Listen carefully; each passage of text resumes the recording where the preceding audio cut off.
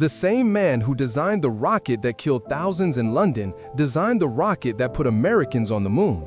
This is the story of Operation Paperclip, the secret American program that recruited Hitler's top scientists, erased their pasts, and in doing so, won the Cold War at a profound moral cost. As World War II drew to a close, a new conflict began in the ruins of Europe. It wasn't a battle for territory, but for intellect. American and Soviet intelligence teams raced into a collapsing Nazi Germany, hunting for a new kind of war prize: the minds behind the V-2 rocket, the world's first long-range guided ballistic missile. The American program was dubbed Operation Paperclip, named for the paper clips used to attach the scientists' new, sanitized personnel files to their official U.S. government applications.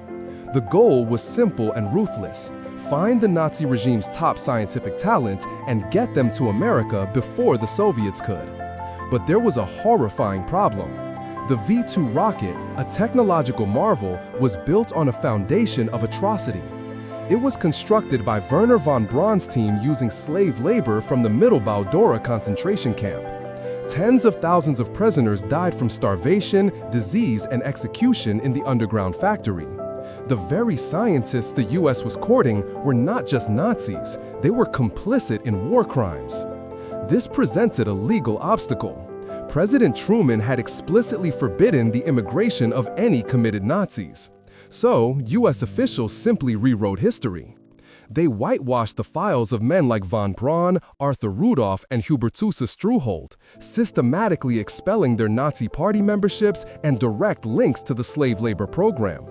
The War Department justified it under one banner: national security. And so, they arrived, by the hundreds. Rocket scientists, chemical weapons experts, aeromedicine researchers.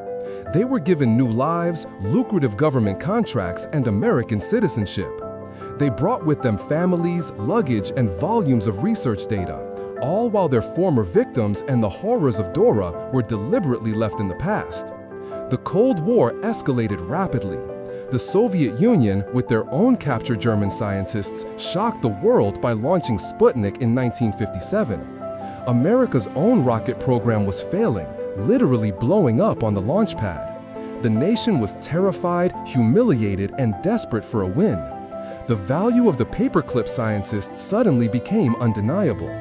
The man who would become the public face of the American space program was Wernher von Braun.